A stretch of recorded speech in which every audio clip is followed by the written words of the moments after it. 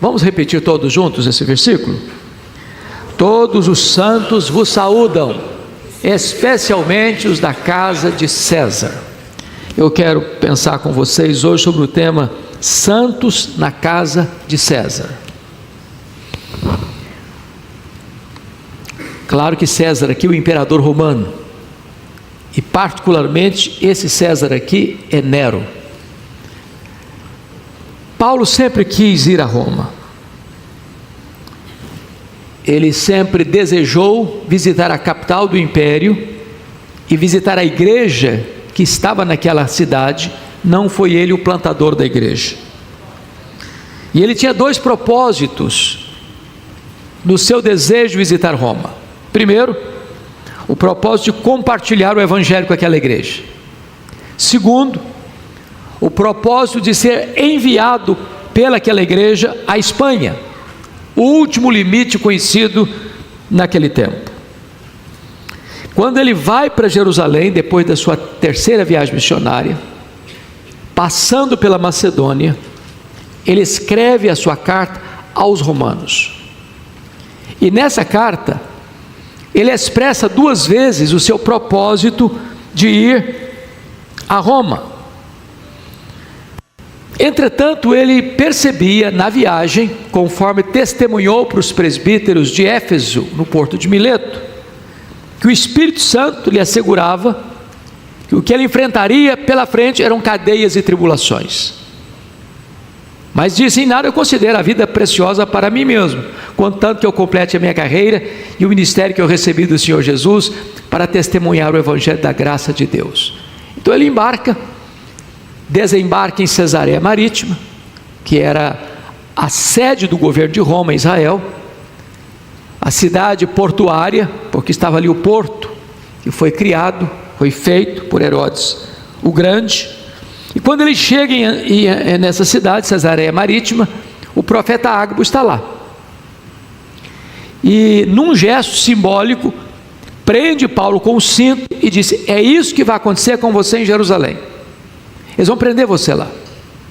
Ele estava levando uma oferta para aquela igreja, e o que esperava aquele irmão era a prisão. E ele disse, em face dos discípulos quererem demovê-lo de subir a Jerusalém, ele disse: o que vocês estão fazendo comigo? Eu estou pronto não só a ser preso, mas eu estou pronto a morrer por Jesus em Jerusalém. De fato, ele entregou as ofertas e foi preso. 40 homens entram numa conspiração de anátema, dizendo que não comeriam nem beberiam antes de matar o apóstolo Paulo.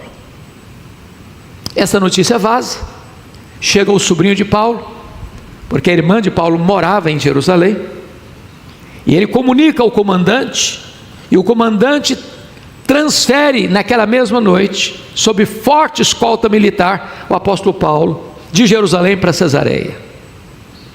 E Paulo ficou ali 2 anos, sendo acusado pelos judeus, sob a égide dos imperadores Félix e Festo. Em virtude da transição de governo, onde Félix estava deixando o seu posto e assumindo Festo, o sinédrio judaico disse para o governador recém-possado: esse Paulo está aí, mas ele está no fórum errado. O crime dele não é político, o crime dele é religioso, e nós somos o fórum legítimo para julgar o crime dele. Manda esse Paulo aqui para Jerusalém, porque nós somos o sinédrio, o tribunal competente para julgá-lo. Só que o sinédrio estava mancomunando para matar Paulo na estrada, e o governador, para ganhar o favor dos judeus, estava prestes a entregar o apóstolo Paulo nas mãos daqueles que haviam de matá-lo. Então Paulo, sendo um cidadão romano, disse para o governador: eu sou cidadão romano e quero ser julgado diante de César em Roma. O governador disse para César: você quer ir? Para César você irá. Então Paulo viaja para Roma, enfrenta um naufrágio, e é curioso que Paulo queria estar em Roma, e Deus o queria em Roma, porque em Atos 23:11, Deus disse para ele lá na fortaleza de Jerusalém, quando ele foi preso: coragem, Paulo, assim como você deu testemunho aqui em Jerusalém, eu quero que você dê testemunho também em Roma. Mas quando ele viaja para Roma, ele enfrenta um naufrágio. Às vezes a providência de Deus é carrancuda. E o navio perde todo o produto de trigo que levava, e também o navio se despedaça todo. Mas conseguem, como náufragos chegarem na ilha de Malta. E ele passa ali um tempo. Ele ora pelos enfermos. E depois de passado rigoroso inverno, os malteses enviam Paulo para Roma com as suas necessidades supridas. E ele chega em Roma não como sonhara chegar. Chega preso, chega algemado. Seus planos humanos foram frustrados, mas o plano de Deus não.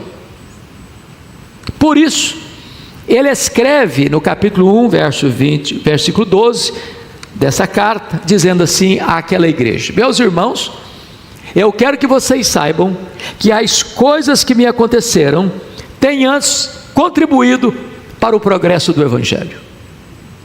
Obviamente, as coisas que me têm acontecido, segundo o apóstolo Paulo, foi toda a sua trajetória de luta, de sofrimento, desde o momento da sua conversão. Porque Deus disse para Ananias lá em Damasco: vai lá na rua direita, na casa de Judas, e impõe as mãos sobre Saulo. Ele está orando. E a Bíblia diz que Ananias retruca a Deus: Deus, mas esse camarada tem uma fama muito ruim. Tem escutado de muita gente quantos males tem feito ele aos santos em Jerusalém. E Deus disse: vai, porque ele é para mim um vaso escolhido, vou enviá-lo para longe aos gentios, e eu lhe mostrarei o quanto importa sofrer pelo meu nome. E na sua jornada missionária, ele foi perseguido em Damasco, ele foi rejeitado em Jerusalém, ele foi esquecido em Tarso, ele foi apedrejado em Listra, ele foi escorraçado de Tessalônica, ele foi enxotado de Bereia, ele foi chamado de tagarela em Atenas, ele foi chamado de impostor em Corinto, ele enfrentou feras em Éfeso, ele foi preso em Jerusalém, ele foi acusado em Cesareia, ele enfrentou um naufrágio para Roma, ele foi picado por uma cobra em Malta, ele chega em Roma preso e algemado. Mas em vez de olhar essa providência carrancuda apenas pelas lentes humanas, interpreta esses fatos pela cosmovisão divina e diz: essas coisas contribuíram para o progresso do Evangelho. Mas o que é que aconteceu lá em Roma para ele afirmar que essa trajetória de sofrimento contribuiu para o progresso do Evangelho? Ele destaca 3 coisas. Primeiro, a igreja foi mais encorajada a pregar. Quando os crentes de Roma viram Paulo preso e trabalhando mais do que eles estavam livres, se mexeram. Isso levou um escritor americano, que eu tive o privilégio de ouvi-lo pessoalmente quando era seminarista, no lançamento de uma das obras mais importantes para a minha vida espiritual, A Dinâmica de uma Vida Autêntica. Ray Stedman afirma o seguinte: um dos principais métodos de Deus para o crescimento da igreja, e eu não gosto desse método, disse ele, é botar os pastores na cadeia. Bote os pastores na cadeia e a igreja vai crescer. Quando os crentes viram Paulo preso, se mexeram e a igreja se despertou.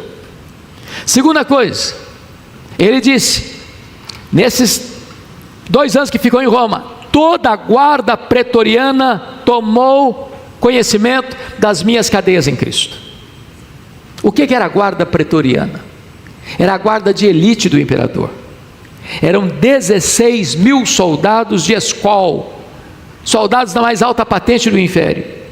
E porque Paulo era um prisioneiro de César, na perspectiva humana, tinha que ter um soldado algemado com ele, 3 turnos por dia, em rodízio, 2 anos, oportunizando-o a evangelizar a elite militar do Império Romano. Se ele tivesse solto, certamente ele não teria alcançado aquela elite militar do Império Romano. E finalmente, o fato dele não poder viajar, porque estava preso, possibilitou a ele escrever cartas. As cartas da primeira prisão: Efésios, Filipenses, Colossenses e Filemão. No ponto de vista humano, Possivelmente, se Paulo estivesse solto, ele não teria escrito essas cartas. E na providência de Deus, quando a situação parece insustentável para você, Deus está lhe dando uma oportunidade de olhar para a vida com outros olhos e ver as oportunidades que Deus coloca diante da sua vida. Pois bem, agora ele está terminando a carta, agora ele está enviando saudações, lá no capítulo 4, verso 22, e ele diz assim: todos os santos vos saúdam, ou seja, os crentes da cidade de Roma, especialmente os da casa de César.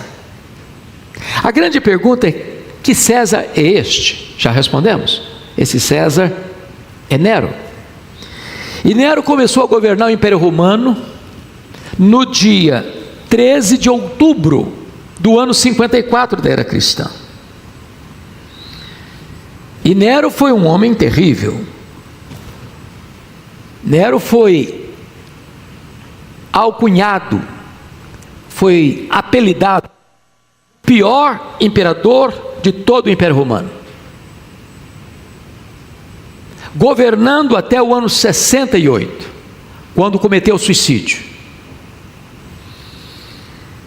Agora, notem vocês, aquele que poderia ser legitimamente considerado o pior imperador do vasto Império Romano, foi constituído por Deus como presidente das missões do Império Romano, porque botou lá dentro do palácio o maior pregador daquele século e colocou diante dele o seu auditório. Às vezes o homem pensa que está no controle, mas quem controla de fato as coisas é Deus. A casa de César, um antro de corrupção, se tornou o campo missionário mais frutífero do apóstolo Paulo. Nós poderíamos ver essa mesma fotografia em outro tempo, em outro espaço. Eu acho que vocês já ouviram, e alguns têm mais familiaridade com esse fato, que aconteceu na Inglaterra, né? A Inglaterra teve um corte radical do ponto de vista religioso, quando o rei Henrique VIII, querendo um herdeiro masculino para o trono, o que era necessário na época, queria se divorciar da sua mulher, Aragão, para casar-se com Ana Bolena. O Papa da época não lhe deu essa permissão. E então ele se divorcia e casa com Ana Bolena, que não lhe deu esse filho esperado. Aliás, deu para ele, nesse casamento, Maria Tudor. Esse rompimento foi 1534. Então, o rei morre, e o seu filho agora, chamado Eduardo VI, com apenas 10 anos de idade, em 1547, assume o governo da Inglaterra. Na época, os líderes protestantes da Inglaterra pensaram: vai chegar a hora, é a hora oportuna para implementar a reforma, porque Henrique VIII rompe com o romanismo, mas cria o anglicanismo, e ele passou a ser chefe da igreja e chefe do Estado. Os líderes da igreja protestante, Ridley, Latimer e Cranmer, é agora. Vocês podem se lembrar, na história de Israel, do rei que governou mais jovem Israel. Lembram quem foi? O rei Joás. Começou a governar com 7 anos de idade, obviamente tutelado por Joiada, o sumo sacerdote. Enquanto o sumo sacerdote esteve como tutor espiritual do Joás, foi muito bem. No dia que o Joiada morreu, Joás perdeu o rumo e o bonde da história. Bom, esse rei Eduardo VI, morre precocemente, com 16 anos de idade, em 1553. 47 a 53. Quem que vai assumir o governo? A Maria Tudor, a filha de Henrique VIII, com Ana Bolena. E ela perseguiu de maneira implacável os protestantes. Mandou para a fogueira os 3 líderes, Ridley, Latimer e Cranmer. Um banho de sangue na Inglaterra. Muitos fugiram para sair da chacina e foram para o continente, onde a reforma já estava estabelecida. Genebra, Alemanha, Holanda. Quis a providência de Deus que Maria Tudor morresse cedo, 5 anos depois, em 1558, e assuma o governo da Inglaterra a sua irmã Elizabeth, que governa de 1558 a 1603, num longo governo. E o primeiro decreto dela foi trazer os foragidos para a Inglaterra. Ao chegarem eles na Inglaterra, depois de terem contato com a reforma lá no continente, voltaram fazendo 4 exigências. Nós queremos uma igreja com doutrina pura, com liturgia pura, com governo puro e com vida pura. Isso desencadeia na Inglaterra o mais importante movimento de reforma e reavivamento da história, dando à história a geração mais culta teologicamente de todos os tempos, conhecido como os puritanos. Em outras palavras, Maria Tudor pensou que estava destruindo a igreja, e ela estava promovendo a igreja. A igreja de Deus é indestrutível, as portas do inferno não podem prevalecer contra ela. Voltando então agora ao nosso texto, a casa de César vai se tornar o campo missionário de Paulo, e o resultado, depois de 2 anos de prisão: os santos vos saúdam, especialmente os da casa de César. Então vamos à aplicação do texto, com as divisões do texto. Primeira lição: não é o lugar que faz a pessoa, é a pessoa que faz o lugar. Tem muita gente, irmãos, se eu morasse numa outra cidade, se eu trabalhasse numa outra empresa, se eu tivesse estudado numa outra faculdade, ou se eu tivesse a oportunidade de fazer faculdade, se eu tivesse nascido num berço de ouro, se o ambiente onde eu trabalho não fosse tão congestionado, tão poluído, tão complicado, eu faria a obra de Deus. Mas do jeito que eu estou, onde eu moro, na escola que eu estudo, na empresa que eu trabalho, na profissão que eu exerço, é muito difícil. Me permita dizer, a casa de César era um lugar de corrupção, de violência, de promiscuidade. Nero era um homem louco, violento, promíscuo, um homem que mandou matar sua própria mãe, Júlia Agripina, que era irmã de Calígula, que era a 4ª esposa de Cláudio. E a pedido dela, Cláudio adota Nero, e a pedido dela, Cláudio nomeia Nero como sucessor e próximo imperador. Cláudio governou de 41 a 54. Esse imperador foi o incendiário de Roma. No dia 17 de julho do ano 64, esse imperador é que inaugurou a crudelíssima perseguição aos cristãos.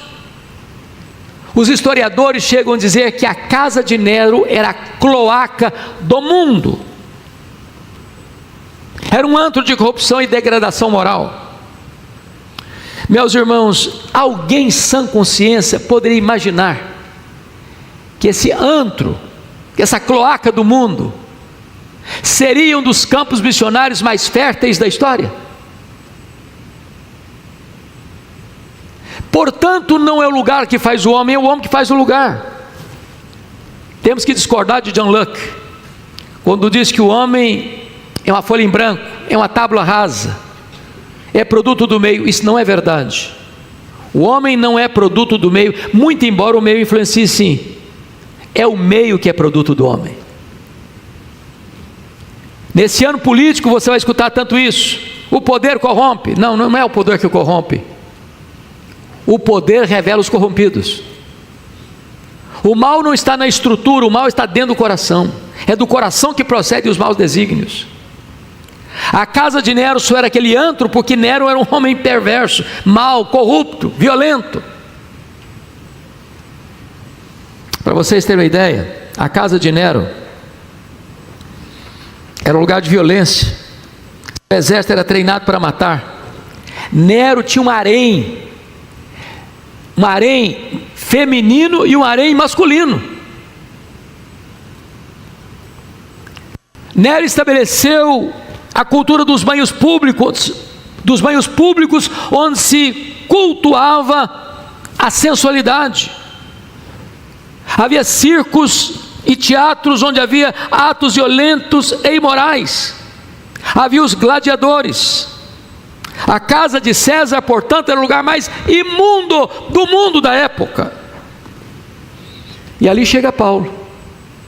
E alguém pode dizer, mas aqui não vai dar certo. Aqui não vai funcionar.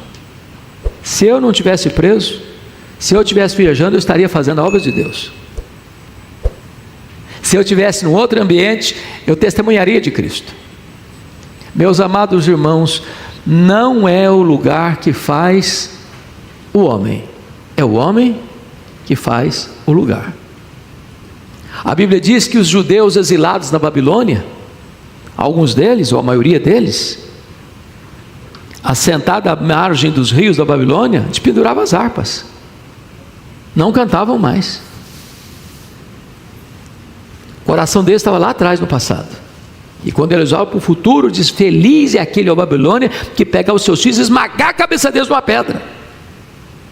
Nesse mesmo cenário tem um Daniel, que resolve não se contaminar, que resolve influenciar, que resolve fazer diferença na Babilônia, e foi maior do que a Babilônia, porque a Babilônia caiu e continuou de pé no outro império. Então, precisamos observar que não é o lugar. O Davi, quando chegou naquele acampamento de guerra, tinha um exército inteiro fugindo, no 40º dia, na 80ª vez, de um gigante que ninguém tinha coragem de enfrentá-lo. E ele chega com outros olhos, e ele chega com outra perspectiva. Mas quem é esse incircunciso filisteu para afrontar os exércitos do Deus vivo? Então aquilo que as pessoas olham como um perigo, como uma ameaça, como uma impossibilidade, se você tem os olhos de Deus, você vai olhar como uma oportunidade. Então pare de reclamar da sua casa, da sua família, da sua empresa, do seu trabalho, das suas geografias. Olha com os olhos de Deus e veja como Deus pode usar a sua vida nesse ambiente. Pois bem, vamos à segunda aplicação, ou a segunda divisão do texto. Nenhum lugar ou pessoa está fora do alcance da graça de Deus. Talvez qualquer outro, na circunstância em que Paulo estava, poderia dizer: bom, pregar aqui é jogar pérola aos porcos, ninguém vai ouvir. Isso é a pior geografia do mundo, é o lugar de maior corrupção no mundo, promiscuidade sexual, violência, um lugar onde o imperador manda matar a própria mãe. Quem mandou matar Dona Júlia Agripina foi o próprio filho Nero. O imperador que, em vez de cuidar da cidade, incendeia a cidade da qual ele era o imperador. Era casa de paixões e intrigas. E nesse deserto de virtudes, pessoas são convertidas pela pregação do Evangelho. Irmãos amados, nós temos que crer nisso de todo o nosso coração. O Evangelho é o poder de Deus para a salvação de todo aquele que crê. O Evangelho chega na cadeia, transforma monstros em santos. O Evangelho chega nos prostíbulos e transforma uma vida promíscua numa vida santa. O Evangelho chega nos campos de guerra e transforma homens sanguinários em homens pacíficos. O Evangelho chega num homem como John Newton, sem alma, sem piedade, sem humanidade, comercializando gente como mercadoria barata, transportando escravos, e tem uma experiência profunda com Deus de conversão, num momento de agrura da vida, para compor o hino mais cantado no mundo hoje. Bendito seja Deus, maravilhosa graça. Então, entenda uma coisa: não há nenhum lugar mais complicado no mundo onde o Evangelho não possa chegar ali e fazer transformação. Pastor Jailton, eu tenho ido com frequência lá na igreja presbiteriana Filadélfia, em Sorocaba. Quem é o pastor lá? O pastor Júnior, um grande amigo. E o pastor Júnior é aquele pastorzão de coração tão generoso que você fica até constrangido perto dele. Um evangelista de primeira mão. E logo que ele chegou em Sorocaba, ele passava todo dia para ir para a igreja debaixo de um viaduto, e morava debaixo desse viaduto uma senhora, Dona Francisca. Todo dia passava, olhava para ela: ô Dona Francisca, Jesus te ama, Deus te abençoe. Quem sabe um dia só vai lá na nossa igreja, a senhora podia ir lá um dia. E anos, mais de 10 anos, a mesma palavra, o mesmo convite. E a Dona Francisca lá, morando debaixo da ponte. Um dia ele toma um susto. A Dona Francisca entra na igreja, toda drogada, toda suja, sentou lá no primeiro banco, escutando o pastor de olho aberto. Quando ele termina de pregar, Dona Francisca fica de pé no púlpito e fala: olha, eu aceitei Jesus, eu quero esse Jesus na minha vida, mas pastor, eu tenho um problema. Se eu voltar para debaixo da ponte, eu vou me drogar de novo. O que é que eu faço? Confesso que poucos homens, inclusive eu, não sei se teria coragem de fazer o que ele fez. Só vai para minha casa. E a mulher dele não estava no culto. Você faria isso? Chegou, tocou a campainha, Dona Joana, que é a esposa dele, médica. Joana, Dona Francisca vai dormir aqui em casa hoje. Joana, um coração tão grande quanto ele, deu uma toalha, deu roupa, deu banho, botou para dormir. No outro dia o pastor Júnior pegou o carro, levou a Dona Francisca para uma clínica de tratamento. Tratou dela. E eu estava pregando lá no dia que a Dona Francisca veio da clínica para ser batizada. Voltou para a clínica para trabalhar. E disse: pastor Júnior, eu terminei todo o meu treinamento aqui, minha fase encerrou. O que é que eu faço? O pastor Júnior disse assim: você vai morar com a gente. Pegou um quarto, com o mesmo padrão de conforto dos filhos, e a Dona Francisca mora na casa do pastor Júnior hoje. Resultado? A igreja de Filadélfia de Sorocaba atende hoje cerca de 120 mil moradores de rua, todo domingo de manhã, por um trabalho evangelístico. E está impactando a cidade. Impactando a cidade. Sabe por quê? Porque não existe nenhuma pessoa fora do alcance da graça de Deus. O pastor Jailton conheceu também o pastor Wildo dos Anjos. Criou a Missão Vida, lá em Anápolis. E eu estive lá muitas vezes. Ele era adolescente, quando passava debaixo de uma ponte lá em Anápolis, e via um mendigo, e ele passava lá, dava um lanche hoje, dava outro lanche amanhã, levava um cobertor no inverno, até o dia que ele passa, e o mendigo está morto. Aqui mexeu com ele. Eu já trabalhava, tinha um carrinho usado, velho, vendeu o carrinho para investir na assistência aos mendigos. Se tornou a maior missão no Brasil de recuperação de mendigos e viciados. Eles têm uma sede perto de Brasília hoje, que não só atende centenas de pessoas tiradas da rua, mas uma coisa bonita, ele tem uma vila de casas de bom padrão, excelente padrão, para pastores jubilados que não têm casa para morar. Moram com dignidade, sem pagar um centavo, e ajudam no tratamento dessas pessoas que estão sendo recuperadas. Em outras palavras, meus irmãos, Não tem nenhuma geografia que não seja alcançada, e não tem nenhum tipo de gente que não possa ser alcançada, porque o Evangelho é o poder de Deus para a salvação de todo aquele que crê. Terceira lição do texto: não existem pessoas descartáveis para Deus. Tem hora que você olha para uma pessoa e diz: não, isso aí não tem jeito não. O cenário brasileiro aí está descrevendo algumas pessoas, você fica: meu Deus, onde chega o ser humano? A mansão do Epstein dos Estados Unidos se repetindo no Brasil. Pessoas da mais alta patente, da mais alta influência política, jurídica, militar, frequentando situações constrangedoras, participando de festas nada republicanas,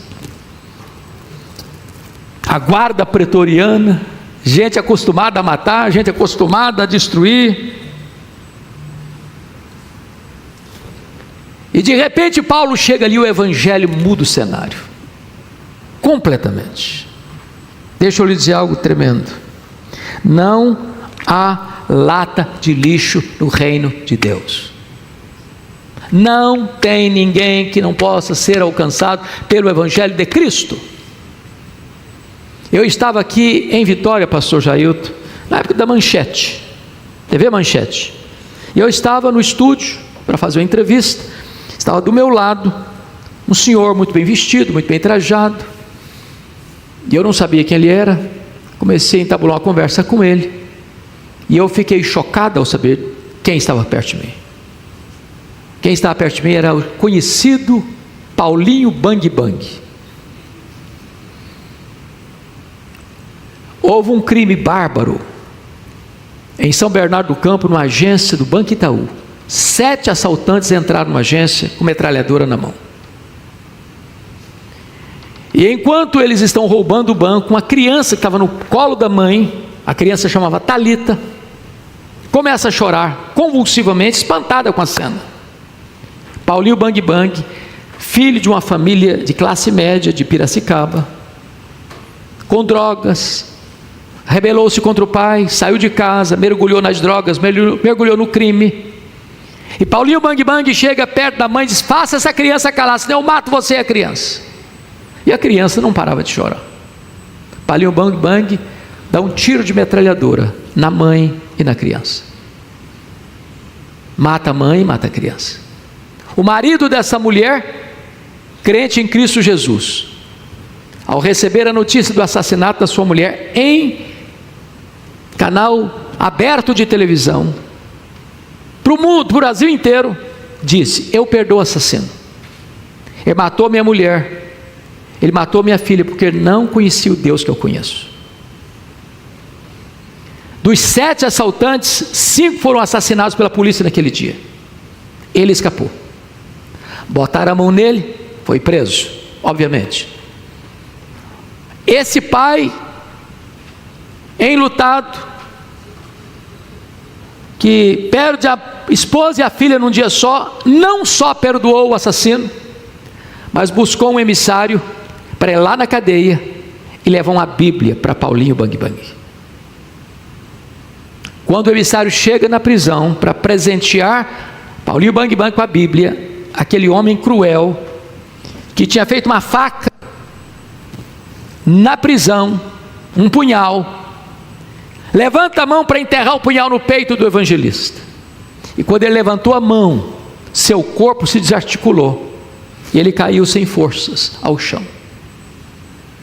E já se levantou do chão, quebrantado, convertido, transformado pelo poder do Espírito Santo de Deus.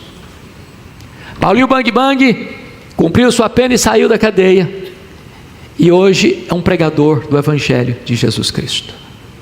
Não há lata de lixo no reino de Deus, onde uma pessoa se arrepende dos seus pecados e crê no Senhor Jesus. Não importa tão longe já teria ido, ou quão profundamente já teria caído, Jesus é poderoso para transformar. Isso é uma verdade tão preciosa para nós, Meus amados irmãos, eu fico olhando o próprio Paulo. Paulo era assassino. Eu fico olhando a história de Manassés, o maior monstro de Israel. Fico olhando a história do Nabucodonosor, cara que foi para o pasto comer capim.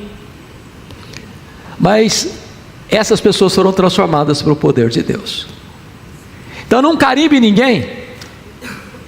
Nunca diga assim, esse fulano aí não tem mais jeito para não. Esse da minha família, já pensei, perdi a esperança.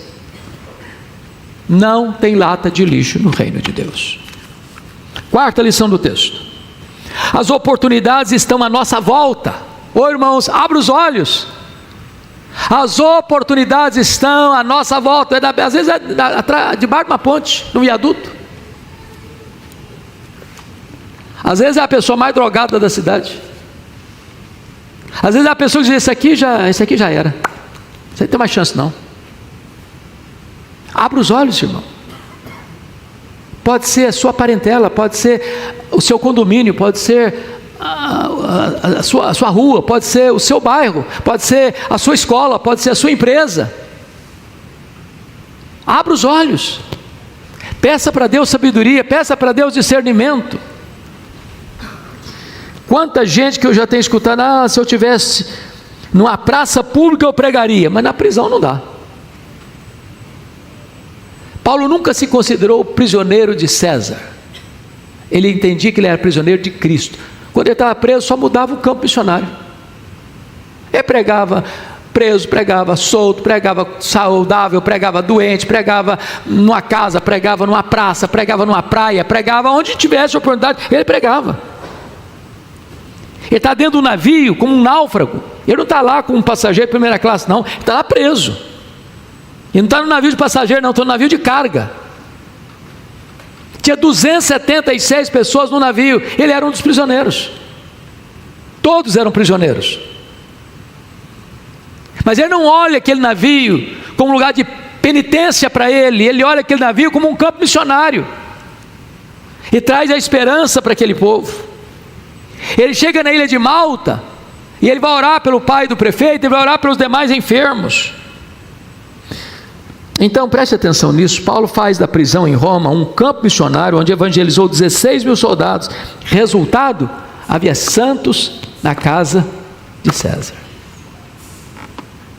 Muito bem, deixa eu terminar, último ponto, quinto ponto. Aqueles que são salvos por Cristo, não importa onde, como, pertencem à família de Deus, a única igreja verdadeira. Os santos da casa de César não conheciam os crentes de Filipos, para onde esta carta está sendo endereçada. E Paulo está escrevendo de Roma, Paulo está escrevendo de dentro da casa de Nero, dentro da casa de César.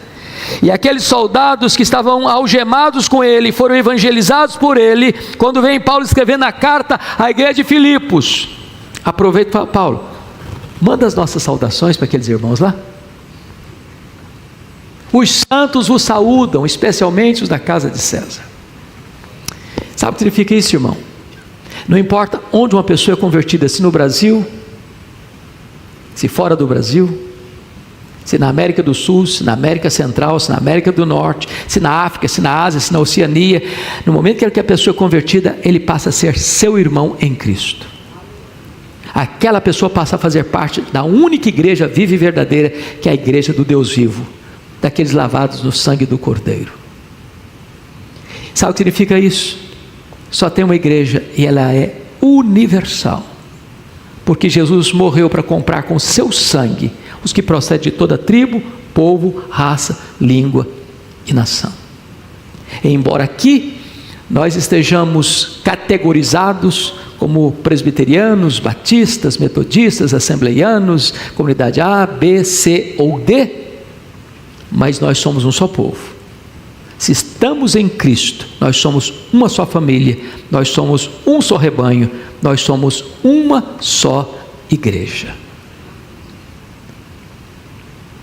Os santos da casa de César eram irmãos dos santos da igreja de Filipos. Que coisa linda isso! Aliás, eu acho que vocês todos têm essa mesma experiência. Irmãos, não tem explicação. Você chega num lugar que você nunca visitou, você entra numa casa que você nunca entrou, você conversa com a pessoa que você está conhecendo naquele momento. Daqui a uma hora, parece que você é conhecido há muitos anos, é amigo há muitos anos, você é recebido, você é amado, você é acolhido, você passa a amar, porque é o sangue de Jesus que nos une. Somos um só povo, somos uma só igreja, somos um só rebanho. Me permita fazer brevíssimas aplicações. E a palavra que eu daria para você é essa: mude de perspectiva. Talvez alguém chegaria na casa de César e a única coisa que ele conseguiria fazer era uma oração imprecatória. Jesus, manda fogo para esse povo, queima todo mundo, Jesus. Paulo chega lá e vê uma oportunidade. Mude a sua perspectiva. Saulo, perseguidor, agora Saulo é pregador. O maior perseguidor, agora o maior apóstolo. Filho do trovão, a Bíblia batiza o João, discípulo do amor, filho do trovão. Era o cara que falou: Jesus, manda fogo, queime os samaritanos aí, ué. E agora é o discípulo do amor. Você já viu gente ser mudada assim? Cara bruto, massa bruta, estupim curto, pólvora seca pura, de repente vira uma pessoa doce, amável. Então, dá uma olhadinha para sua casa, para sua família, veja pela fé seu lar ser um lar santo, piedoso, cheio do Espírito Santo. Mude de perspectiva. Alegrai-vos. Você pode repetir comigo? Alegrai-vos sempre no Senhor. Outra vez digo, alegrai-vos. Amém. Eu quero pedir licença a vocês para lhes fazer uma pergunta. Aliás, uma pergunta pessoal. E eu sei que vocês não gostam de perguntas pessoais. Aliás, nós não gostamos de perguntas pessoais, porque toda pergunta pessoal invade a nossa privacidade. Toda pergunta pessoal nos põe contra a parede. E nós não gostamos que ninguém invada a nossa privacidade sem pedir licença. Mas vou lhe fazer esta pergunta como se nós estivéssemos numa conversa bem particular. E a pergunta é esta: você é uma pessoa feliz?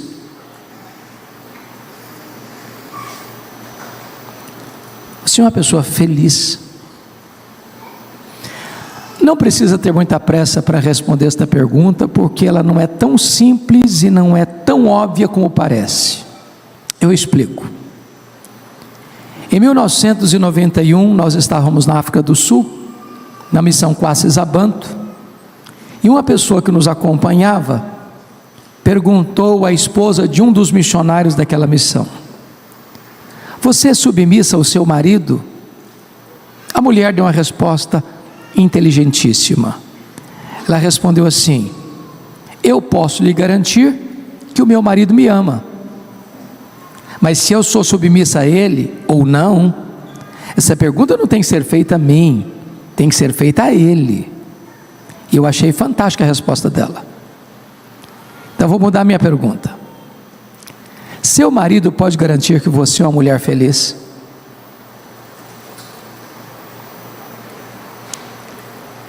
Sua mulher pode garantir que você é um homem feliz? Lá em Provérbios 31 diz que os filhos da mulher virtuosa se levantavam e diziam assim: mamãe é uma mulher feliz. Seus filhos podem dizer isso a seu respeito? Seus pais, seus amigos, seus colegas de trabalho, os irmãos da sua igreja? É provável que a essas alturas você já esteja criando aí alguns mecanismos de defesa, e dizendo assim: o pastor está me fazendo essas perguntas porque ele não conhece a minha história, porque se eu contar a minha história até pedra chora. Talvez você tenha argumento, mas dá para ser feliz? Um tempo de pandemia, onde mais de 6 milhões de pessoas morreram, onde alguns de nós aqui chorou a dor do luto, de ver um amigo ou um parente sendo ceifado, um tempo de guerra, de crise de todos os lados, dá para ser feliz? Quando eu penso nisso, me lembro que Paulo escreveu esta carta não hospedado num hotel 5 estrelas em Roma, mas numa prisão, algemado, sendo acusado pelos seus irmãos, os judeus. E ele escreve dizendo: alegrai-vos sempre no Senhor, outra vez digo alegrai-vos. Ele nos ensina aqui 3 coisas. Primeiro, a alegria do cristão não é uma opção,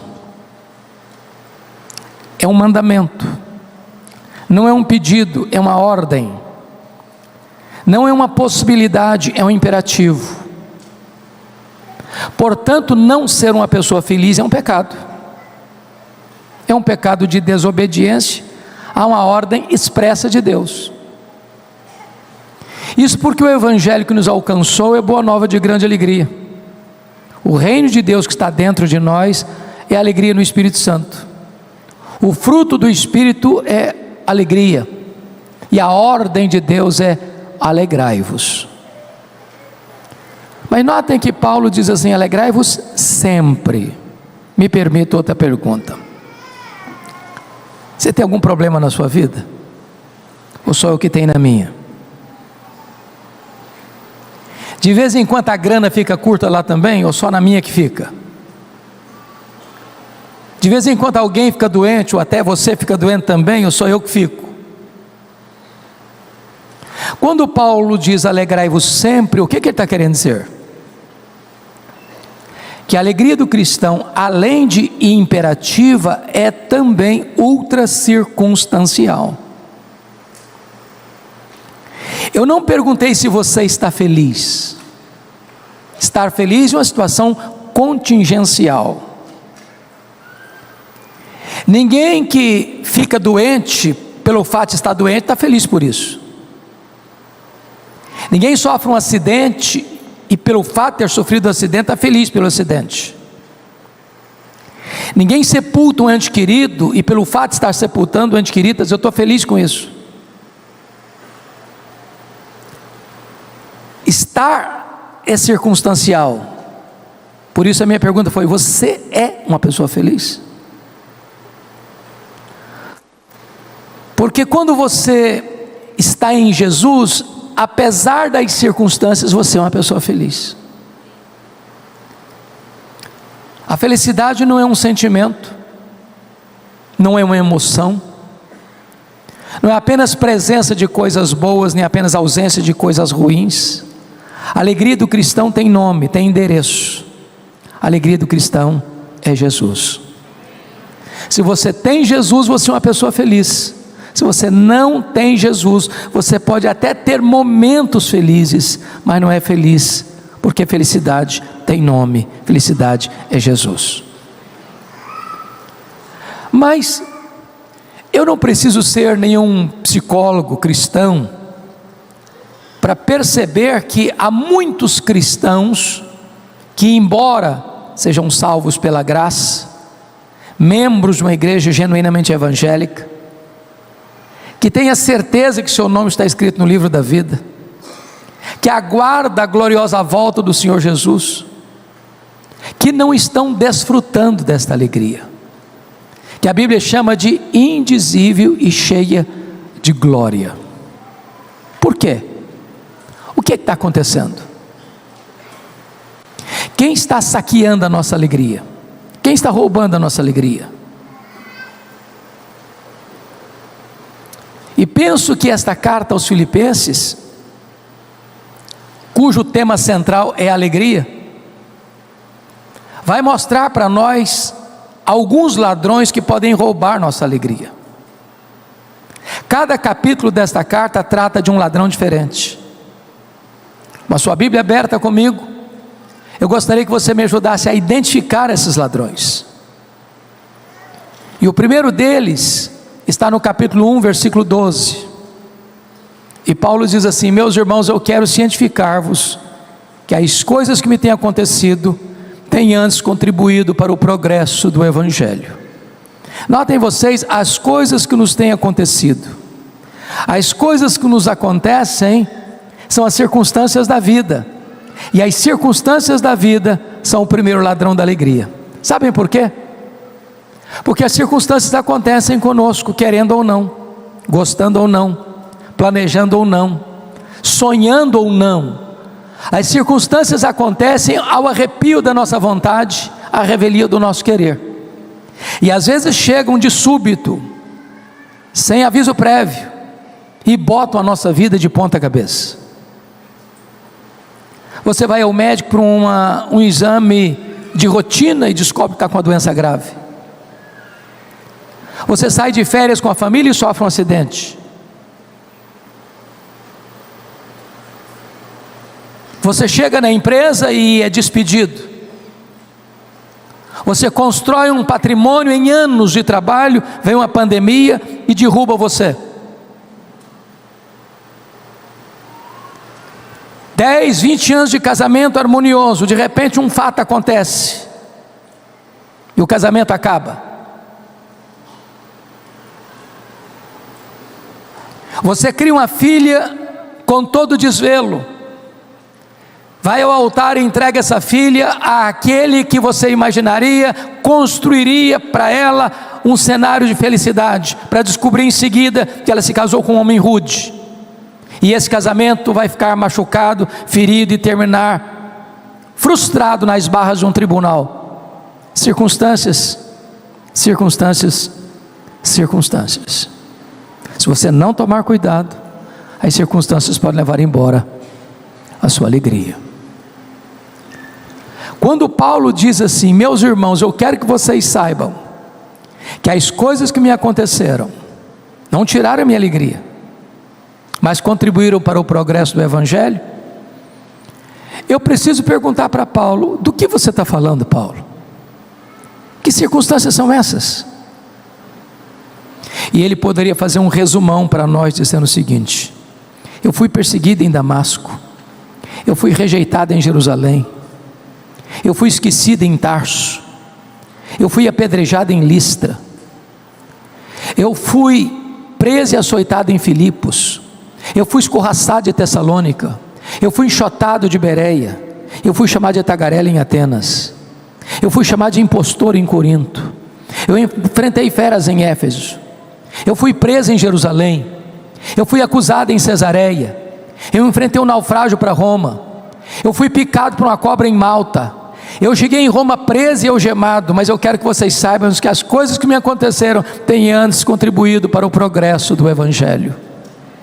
Esse homem não crê em acaso, esse homem não crê em sorte, esse homem não crê em azar, esse homem não crê em misticismo, esse homem não crê em determinismo cego, esse homem não tem medo de olho gordo, esse homem sabe que a mão de Deus dirige o seu destino.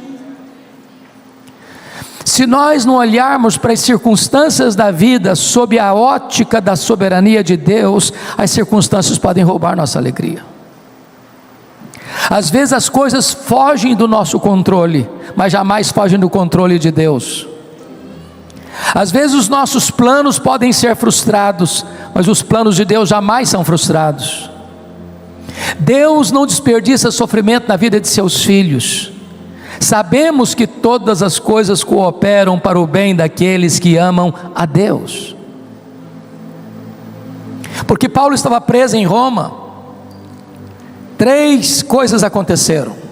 Primeiro, as igrejas foram mais encorajadas a pregar, diz o capítulo 1. Quando os crentes livres viram Paulo preso, trabalhando mais do que eles se mexeram.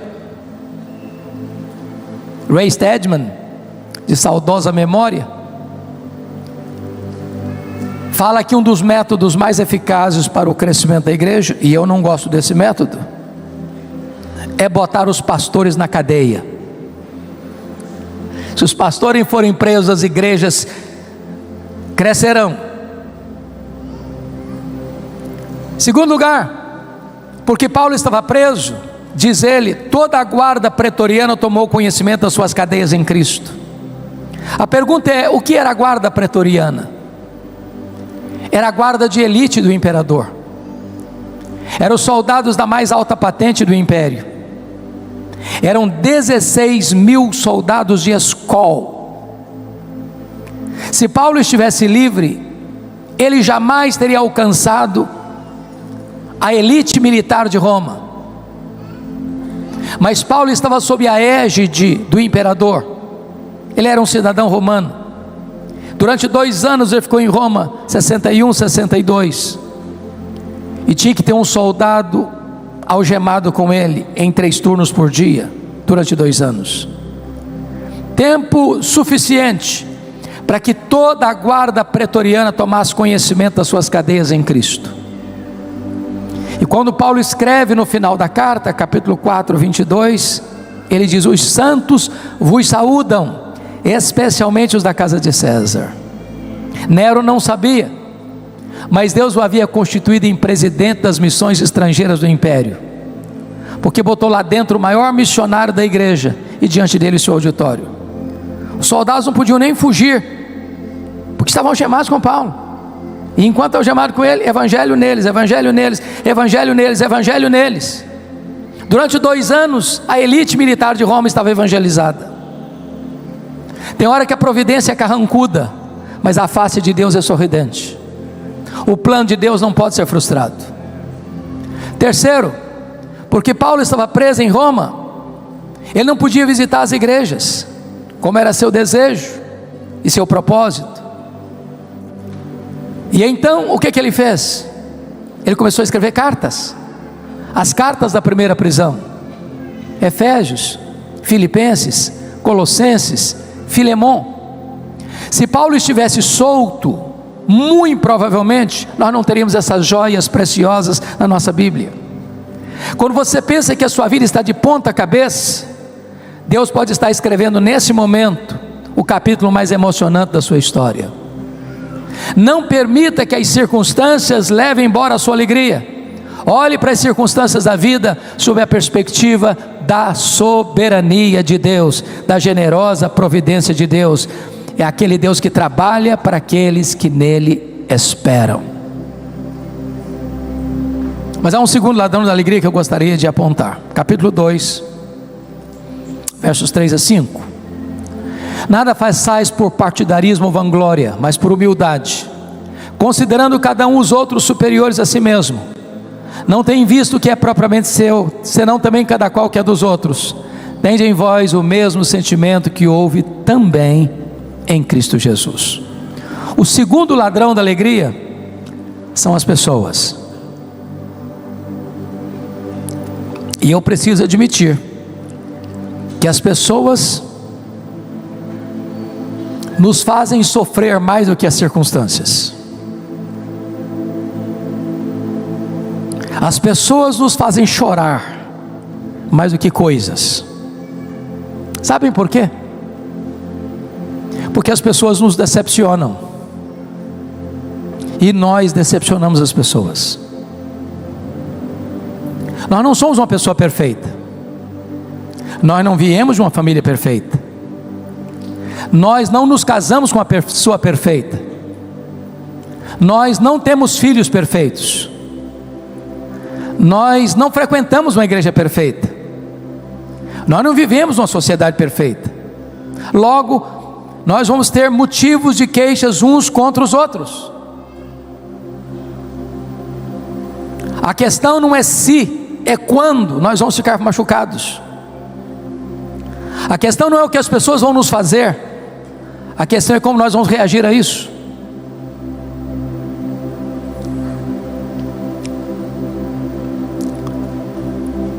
A única coisa que ninguém pode tirar de você, diz o Dr. Viktor Frankl, pai da logoterapia, que ficou vários anos preso num campo de concentração nazista e sobreviveu. As pessoas podem tirar a sua liberdade, as pessoas podem tirar seus bens, as pessoas podem tirar sua família, as pessoas podem tirar sua vida, mas elas não podem tirar de você o direito que você tem de fazer suas escolhas. A pessoa fala mal de você, você fala bem dela. A pessoa amaldiçoa você, você bendiz a ela. A pessoa persegue você e você ora por ela. Você é livre. Por isso, eu posso lhes garantir que não há vida saudável, não há igreja saudável, não há família saudável sem o exercício do perdão. A Bíblia diz que quem não perdoa não pode orar. Quem não perdoa não pode trazer sua oferta ao altar. Quem não perdoa não pode ser perdoado.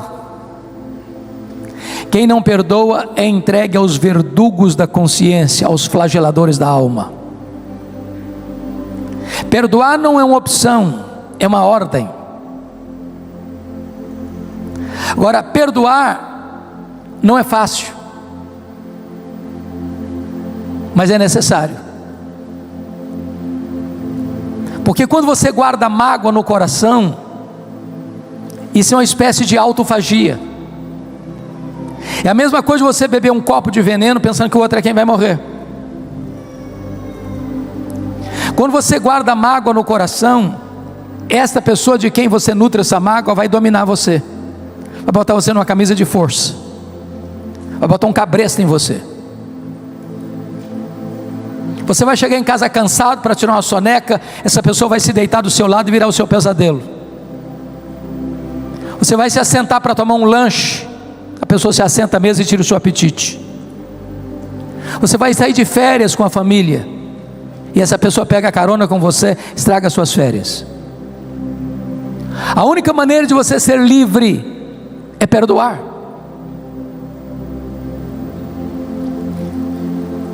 Talvez a dor mais aguda que eu já senti na vida, e senti muitas, aconteceu no dia 2 de agosto de 1982. Eu estava começando o meu pastorado em Bragança Paulista.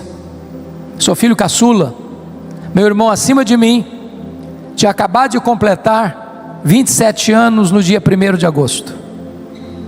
No dia 2 de agosto ele foi assassinado, com 11 golpes de faca, todos mortais, pelo primo primeiro da sua mulher, gente criada conosco. A dor foi tão aguda e tão avassaladora que quando eu recebi o telefonema eu perdi a voz. Foi como um soco na boca do meu estômago. Mas quando Deus me devolveu a voz, a primeira palavra que Ele botou na minha boca foi esta: eu perdoo o assassino. Eu não tinha outra opção. Ou perdoava, ou adoecia. Ou perdoava, ou minha vida transformar-se-ia no inferno. Ou perdoava, ou teria que abandonar o ministério. Mas eu posso lhes garantir que o perdão é maior que o ódio. O perdão cura, o perdão liberta, o perdão restaura. O perdão é a asepsia da alma, é a faxina da mente, é a alforria do coração. Conforme o Lipão já nos adiantou, a igreja de Filipos tinha alguns problemas. Aquela igreja, portas para fora, era uma bênção, era uma igreja missionária. Aliás, a única igreja que se associou com Paulo no que tange a dar e receber. Ajudou Paulo em Tessalônica, ajudou Paulo em Corinto, ajudou Paulo em Roma. Portas para fora, era uma igreja maravilhosa. Portas para dentro, os crentes estavam batendo cabeça. Conforme já ouvimos, pasmem vocês, até as mulheres estavam brigando na igreja. Hoje, gente, quando as mulheres começam a brigar, porque a coisa está feia mesmo.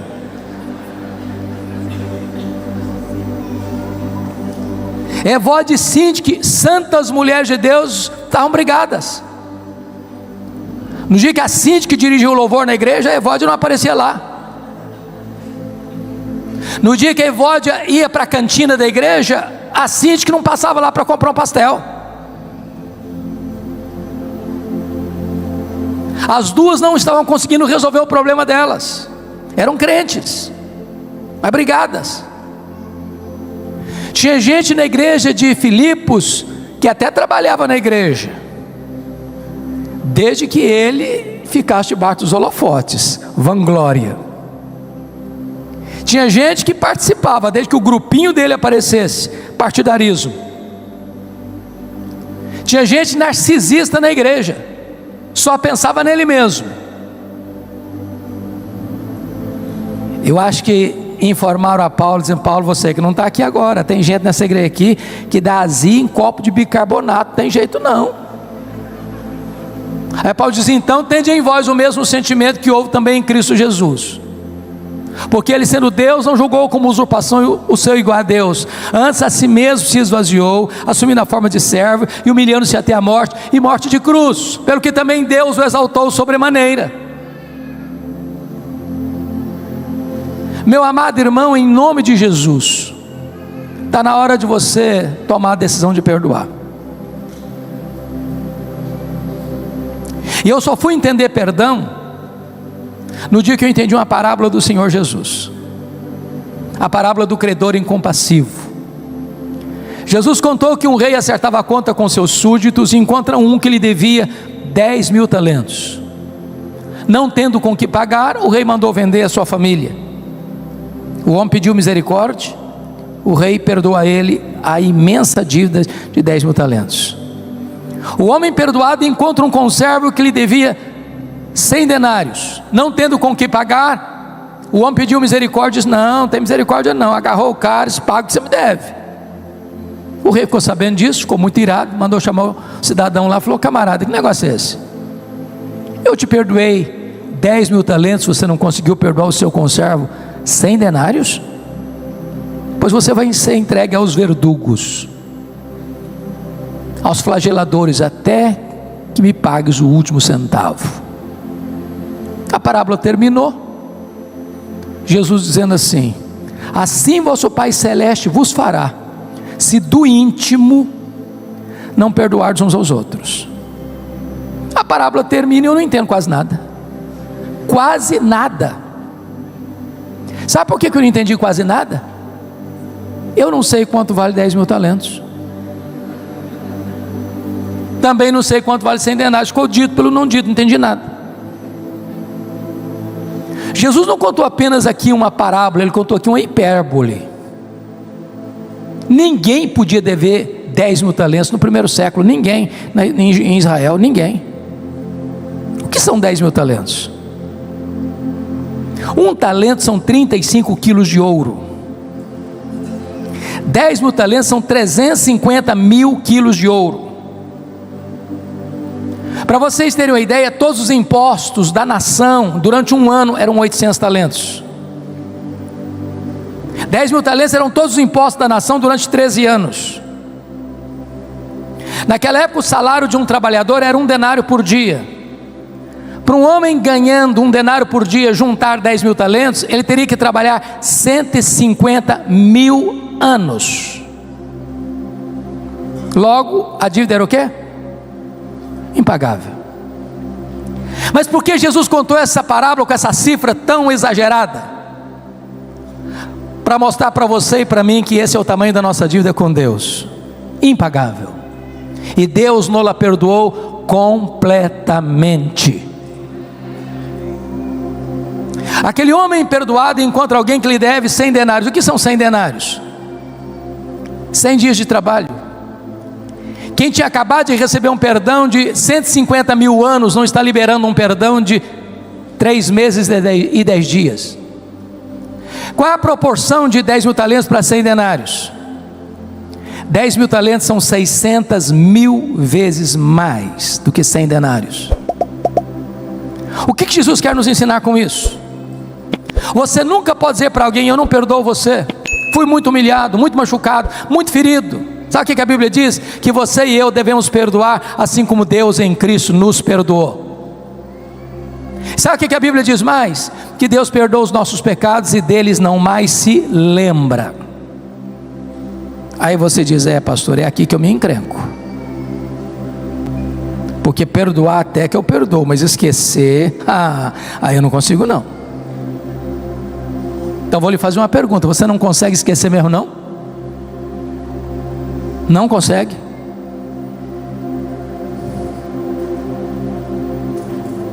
Se você não consegue esquecer mesmo, eu tenho uma boa notícia para lhe dar. Isso significa que você não tem amnésia. Quando a Bíblia diz que Deus perdoa e esquece, a Bíblia não está dizendo que Deus tem amnésia. Deus é onisciente, Ele sabe tudo, Ele não se esquece. Mas então o que a Bíblia quer dizer que Deus perdoa e esquece? Isso significa que Deus nunca mais lança no seu rosto um pecado que Ele já perdoou você. Deus nunca mais cobra de você uma dívida que Ele já perdoou você. Perdoar é lembrar sem sentir dor. Você não cobra mais a dívida. Você não joga mais no rosto da pessoa o que ela fez. A Bíblia diz que nós devemos perdoar assim como Deus em Cristo nos perdoou. Se você não tomar a decisão de perdoar, eu vou lhe dizer que as pessoas vão roubar a sua alegria. Eu vou dizer que você vai viver numa masmorra emocional e não vai ter paz. E uma pessoa magoada, ela não consegue ter unidade com ninguém. Ela está de mal com ela mesma. Brota nesse coração uma raiz de amargura, e a raiz de amargura tem dois efeitos: ela contamina e ela perturba. Perturba quem a tem e contamina as pessoas à volta. Se nós queremos unidade, preservar a unidade do Espírito no vínculo da paz, nós precisamos resolver os nossos relacionamentos e perdoar. E perdão é um exercício contínuo, diário. Todo dia dizerá conta. Às vezes nós machucamos uma pessoa até sem saber. Eu sei que os pastores dessa igreja são mais crentes do que eu, devem ser. Eu acho que o Lipão já está naquela fase assim, que ninguém fica chateado mais com ele. Mas de vez em quando eu passo alguns sustos. Eu chego na igreja e alguém me chama assim à parte e diz: "Ô pastor, estou chateado com o senhor." "Mas o que está acontecendo? Não estou sabendo de nada. O senhor está lembrado daquele dia?" Eu falei: "Não estou." "Não está?" Eu falei: "Não estou não." Eu falei: "O que aconteceu?" "O senhor lembra que o senhor chegou? O senhor falou com fulano, com Beltrano, com ciclano." "Eu estava bem perto, o senhor não falou nada comigo. Nem olhou para mim. E eu não me lembro mesmo. Ato falho, sei lá o que foi." Se a pessoa nunca viesse falar comigo, eu jamais pediria para ela desculpa, perdão. Então não estava lembrado de nada. Às vezes as pessoas ficam chateadas com você sem que você saiba. Às vezes há ruído de comunicação, você fala uma coisa, a pessoa entende outra coisa. Eu sei que no casamento isso nunca acontece, mas a gente precisa constantemente zerar a conta, tirar a fuligem da alma, tirar essa neblina do caminho, para você ficar livre, para você ter leveza, para a alegria de Deus brotar no seu coração. Mas vamos, por favor, ao terceiro ladrão da alegria. Confira comigo capítulo 3, versículo 19. O destino deles é a perdição, o Deus deles é o ventre, a glória deles está na sua infâmia, visto que só se preocupam com coisas terrenas. O terceiro ladrão da alegria é o dinheiro. O apego às coisas materiais, às coisas terrenas.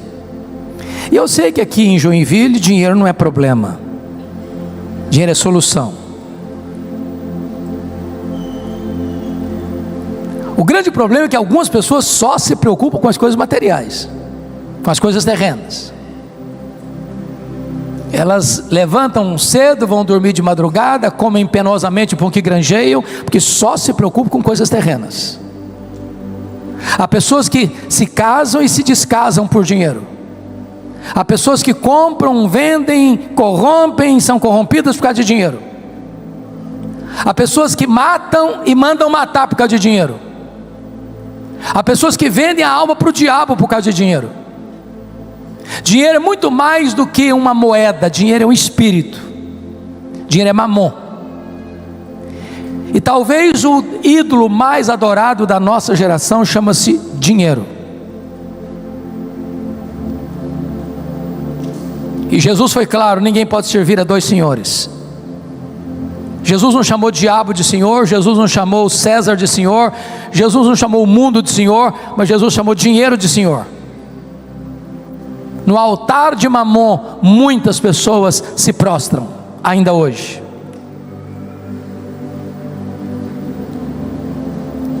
Nós vivemos numa cultura muito interessante. Dr. Tom Cine, no seu livro O Lado Oculto da Globalização, diz que nós vivemos hoje a economia global, o mundo global. Isso é um fato, não é verdade? Isso é um fato. Explode a guerra lá na Rússia, invasão da Rússia à Ucrânia, faltou fertilizante aqui para o Brasil. O preço do petróleo subiu, a economia no mundial está interligada, né? E nessa economia global, diz Tom Cine que mais de 50% da riqueza do planeta está nas mãos de pouco mais de 50 empresas particulares. Há empresas mais ricas do que nações. Por exemplo, a Toyota é mais rica do que a África do Sul. A GM é mais rica do que a Noruega. O Walmart é mais rico do que dezenas de países. E essas empresas querem mais do seu tempo e mais do seu dinheiro. Se você vai se arrebentar, se você não tem tempo para a família, não interessa, essa máquina tem que girar, e para essa máquina girar, você tem que consumir mais. E nós entramos de cabeça no consumismo. E eu explico. Em 1950, talvez alguns já tinham nascido aqui, nós consumimos 5 vezes menos do que consumimos hoje. Não éramos menos felizes por isso.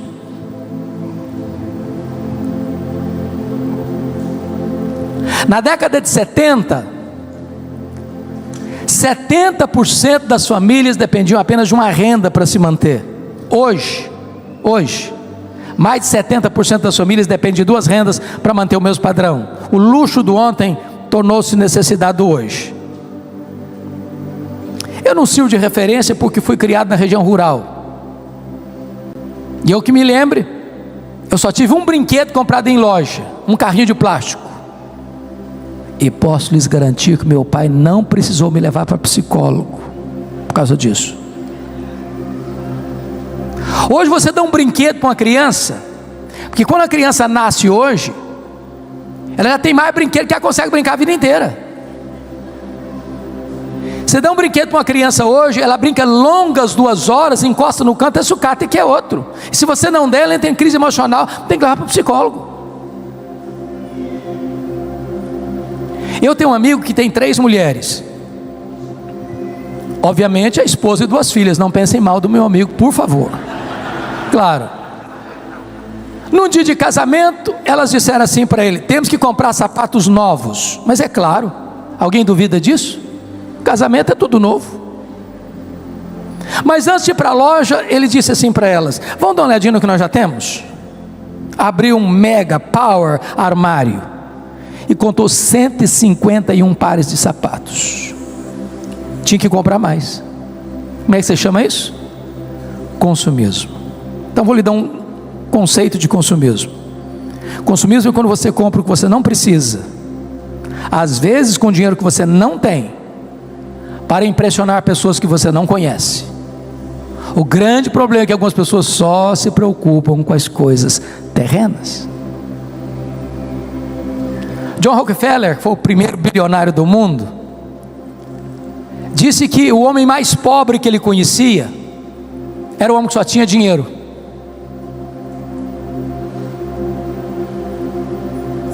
Se a pessoa só tem dinheiro, ela é paupérrima, ela é miserável.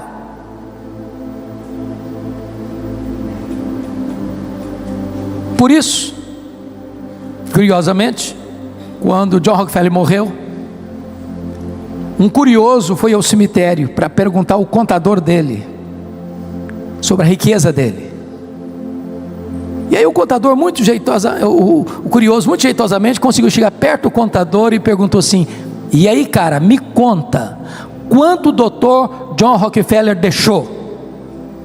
O contador olhou surpreso para ele e disse: você não sabe? Ele não me conta. Cara, ele deixou tudo, ele não levou um centavo. Não tem gaveta em caixão, não tem bolsa em mortalha, não tem caminhão de enterro e mudança, tem caminhão de mudança e enterro. É por isso que o apóstolo Paulo, tratando dessa matéria, diz o seguinte: você não trouxe nada e você não vai levar nada. Tendo, portanto, que comer, o que beber e o que vestir, com isso estejamos contentes, porque o amor do dinheiro é a raiz de todos os males, mas a piedade com o contentamento é grande fonte de lucro. Agora, é claro que o problema não é dinheiro. Se você tiver algum problema com dinheiro, pode transferir para mim, que eu não tenho nenhum problema com isso. O problema é o amor do dinheiro. O problema não é ter dinheiro, o problema é o dinheiro ter você. O problema não é possuir riqueza, o problema é a riqueza possuir você. O problema não é ter dinheiro no banco, o problema é entronizar o dinheiro no coração. O dinheiro é uma bênção, a riqueza é uma bênção, e a igreja deve orar para Deus dar para ela milionários, bilionários, para investir na obra de Deus, para levantar mais missionários, para plantar mais igrejas, para construir novos templos, para fazer a obra de Deus avançar. Mas quando você bota o seu coração no dinheiro, você nunca é feliz. A Bíblia diz que aquele que ama o dinheiro dele nunca vai se satisfazer. Você pode pegar o cara mais rico do mundo e quer mais, sempre quer mais, porque o dinheiro tem na sua essência, no seu DNA, insatisfação. Quanto mais você tem, mais você quer ter. Por isso eu posso lhe garantir uma coisa, e Jesus disse: você quer ser feliz? Ajunte tesouro lá em cima, onde nem a traça, nem a ferrugem, nem os ladrões podem tomar de você. Porque quem faz você feliz não é o dinheiro, é Jesus. É só Jesus que pode satisfazer o seu coração, é só Jesus que pode preencher o vazio da sua alma, é só Jesus que pode dar sentido a você. Só Ele tem vida e vida em abundância. Mas vamos ao último ladrão da alegria, capítulo 4, por favor, versos 6 e 7.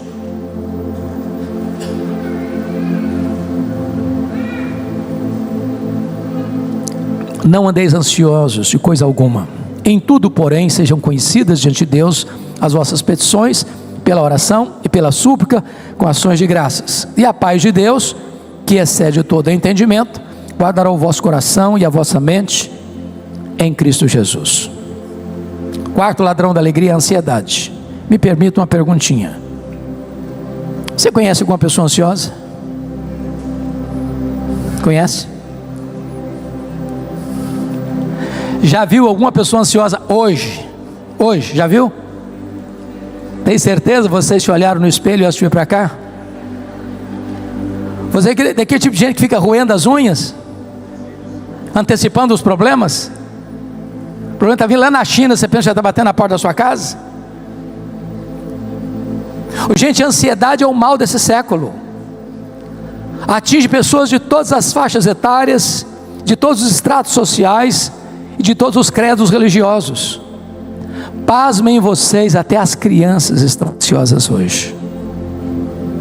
Também, gente de classe média, menino, faz 3 anos já botou uma mochila pesada nas costas do coitadinho, e haja agenda para ele, haja agenda.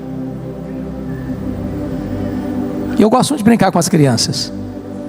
Um dia eu cheguei na igreja, tinha uma menina brincando assim, parece que estava tranquila. Eu fui chegando devagarzinho, falei: filha, que vidona, hein? Ele olhou brava para mim e disse: o senhor é que pensa. Coitadinha, estava estressada.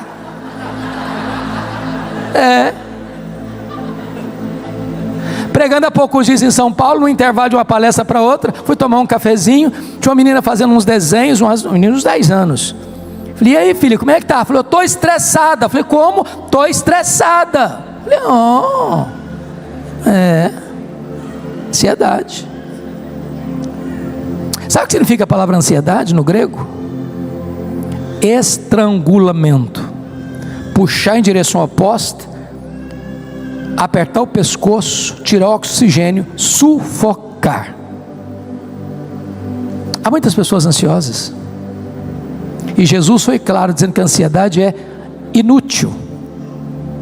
Por mais ansioso que você esteja, você não pode acrescentar 45 centímetros, um côvado ao curso da sua vida. Você não melhora o seu performance ficando ansioso hoje por um problema que você possivelmente enfrentará amanhã. Aliás, estatisticamente, 70% dos assuntos que nos deixam ansiosos nunca vão acontecer. Aí a gente sofre desnecessariamente. Se vier a acontecer, vai sofrer 2 vezes, sem energias para enfrentar o problema. Ansiedade é prejudicial. Quando eu era seminarista, seminário de Campinas, um dia eu levantei de madrugada para beber água. O bebedor ficava no corredor, e eu estou passando pé por pé para não acordar ninguém. De repente eu olho a porta do quarto de um colega aberta. Quando eu observo melhor, ele estava chorando, mas chorando a cântaros, soluçando. E eu entrei apressadamente, disse, o que está acontecendo? Morreu alguém da sua família? Disse, não, eu estou com medo da minha mãe morrer. Eu falei, mas qual o problema? Ela tem algum acidente, está no hospital? Eu falei, não, ela não está doente não, só estou com medo de morrer um dia. Eu falei, cara, mas larga, deixa sua mãe viver, cara. Tem 40 anos e essa mulher está viva até hoje.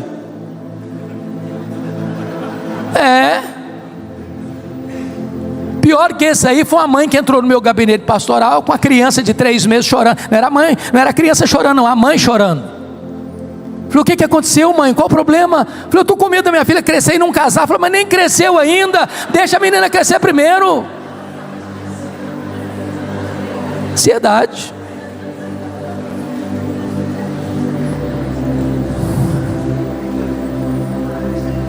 Como é que você resolve isso, gente? Tem remédio na farmácia? Como é que resolve esse problema da ansiedade? Paulo diz assim, não andeis ansiosos de alguma coisa? Não, de coisa alguma. O que é coisa alguma, gente? É coisa alguma, pronto, não precisa falar mais nada, está explicado. Qual o remédio que Paulo dá para curar a ansiedade? Em tudo, porém, sejam conhecidas diante de Deus as vossas petições, pela oração, pela súplica, com ações de graças. A palavra oração, aí na língua grega, traz a ideia de adoração. Então Paulo está nos dando 3 remédios para curar a ansiedade. Primeiro, adoração. Segundo, petição e súplica, que é a mesma coisa. E depois, ações de graças. Você sabe qual a diferença entre adorar a Deus e dar graças a Deus? Você adora a Deus por quem Deus é, e você adora a Deus pelo que Deus faz. Então, eu vou fazer uma oração de adoração, é o que Paulo recomenda para resolver o problema da ansiedade. Eu chego diante de Deus e digo, meu Deus, eu quero te adorar, porque Tu és o Deus da minha vida. Tu és o meu Criador, Tu és o meu provedor, Tu és o meu protetor, Tu és o meu redentor, Tu és o meu consolador. Eu quero te adorar porque Tu és o único Deus vivo e verdadeiro, Deus onipotente, onipresente, onisciente, transcendente, soberano. Eu quero te adorar porque Tu és o Deus bom, Deus fiel, Deus justo, Deus misericordioso, Deus perdoador. Eu quero te adorar porque Tu és a minha alegria, porque Tu és a minha paz, porque Tu és a minha justiça, porque Tu és a minha herança. Eu quero te adorar porque Tu és o meu pastor, porque Tu és a alegria da minha vida, porque Tu és a razão do meu viver, em nome de Jesus, amém. Aí você termina essa oração e diz assim, oh Deus, mas eu estou tão ansioso, Senhor. Mas não combina mais. Combina não. Ou você retira a oração, ou retira a ansiedade. Irmãos, não tem nada mais importante na vida cristã do que saber quem é o nosso Deus. Quão grande Ele é, quão poderoso Ele é. A Bíblia diz que o povo que conhece a Deus é um povo forte.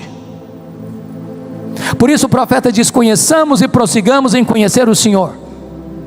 Quem é o seu Deus? Quão grande é o seu Deus? Quando o profeta Isaías estava pensando sobre isso, ele diz: o meu Deus é aquele que mede as águas na concha da sua mão, é aquele que pesa o pó das montanhas em balança de precisão, é aquele que mede os céus a palmos, é aquele que espalha as estrelas no firmamento, e por ser forte em força e grande em poder, quando a chama pelo nome, nenhuma só delas vem a faltar. Este é o seu Deus. É aquele que olha para as nações da terra e considera todas elas como um pingo que cai num balde, como um pó numa balança de precisão, como um vácuo, como nada, como menos do que nada. Este é o seu Deus. A W. Tozer, um dos mais prolíficos escritores do século passado, diz que o problema da igreja é que ela passa a maior parte do tempo olhando para o seu próprio umbigo e tomando o seu próprio pulso. Quando nós paramos para refletir quem é o nosso Deus, quão majestoso Ele é, quão glorioso Ele é, quão magnífico Ele é, quão digno de honra Ele é, quão glorioso Ele é, que cuida do universo, que sustenta o universo, mas que sustenta a sua vida, a ansiedade não tem mais espaço. Às vezes nós apequenamos Deus e agigantamos os nossos problemas. Mas o segundo remédio que Paulo recomenda é a petição e a súplica. Eu quero dizer para você que Deus é seu Pai. Ele conhece você, Ele ama você, Ele tem o seu nome escrito na palma da sua mão, Ele se importa com você, Ele conhece as suas dores, Ele conhece as suas lágrimas, Ele conhece os seus gemidos, Ele conhece a sua angústia, Ele tem zelo por você. Você pode abrir o coração para Ele, você pode contar para Ele o que está doendo, o que está sofrendo. Você pode agora abrir a sua alma e despejar para Ele tudo aquilo que está incomodando você, porque Ele ama você, tem cuidado de você. Antes que as palavras cheguem aos seus lábios, Ele já conhece. Antes que você peça, Ele já sabe o que você precisa. Ponha diante dele a sua necessidade. Mas o terceiro remédio é ações de graças. E há poucos dias uma pessoa me disse assim: pastor, mas como dar graças nessa pandemia? Mais de 6 milhões de pessoas morreram. Enterrei um parente querido. Meus negócios colapsaram. Como vou dar graças? Eu quase morri de Covid, fiquei entubado vários meses. Como dar graças? Me permita então trazer aqui à nossa memória algumas coisas. Você está vivo e está aqui. Gente melhor que nós partiu. Mas se você não encontra nada para dar graças, me permita uma pergunta: quanto vale seus olhos? Você está enxergando? Quanto vale isso? Quanto vale o fato de você estar me ouvindo? Quanto vale isso? Quanto vale o fato de você ter um coração que bombeia sangue e vida para o seu corpo? Quanto vale isso? Quanto vale você estar respirando aqui e não estar num respirador mecânico? Quanto vale isso? Um dos grandes dramas nessa pandemia foi quando um dos maiores banqueiros do mundo brasileiro morreu de Covid, e a filha disse: o meu pai, sendo dono de um grande império econômico, morreu por aquilo que era de graça, o ar nos seus pulmões. Quanto vale o fato de você estar respirando? Quanto vale você ter 2 rins que filtram as impurezas do seu corpo e você não está numa máquina de hemodiálise? Quanto vale isso? Quanto vale você ter um estômago que processa os alimentos, trazendo energia e força para o seu corpo? Quanto vale isso? Quanto vale você ter uma casa? Quanto vale você ter uma cama? Quanto vale você ter uma mesa? Quanto vale você ter roupa quente para vestir? Quanto vale você ter comida na sua mesa? Quanto vale você ter uma família? Quanto vale você ter amigos? Quanto vale você ter igreja? Quanto vale você ter irmãos? Quanto vale você ter o seu nome no livro da vida? Quanto vale isso? Então pare de murmurar e comece a dar graças a Deus. E quando você começa a dar graças a Deus, a ansiedade não tem mais lugar no seu coração. O resultado é que Paulo diz que a paz de Deus, que excede todo entendimento, guardará o vosso coração e a vossa mente em Cristo Jesus. Sabe por quê? Porque a ansiedade é um pensamento errado e um sentimento errado. É por isso que a paz vem guardar a cabeça e o coração, a razão e a emoção. Mas a palavra guardará no grego é montar guarda, montar sentinela. Deus manda uma soldadesca celestial ao redor da sua cabeça e ao redor do seu coração. Quando a ansiedade quer entrar, não consegue mais, porque a paz de Deus está guardando a cidadela da sua mente e do seu coração. É por isso que Paulo podia dizer de dentro de uma cadeia: alegrai-vos sempre no Senhor. Outra vez digo,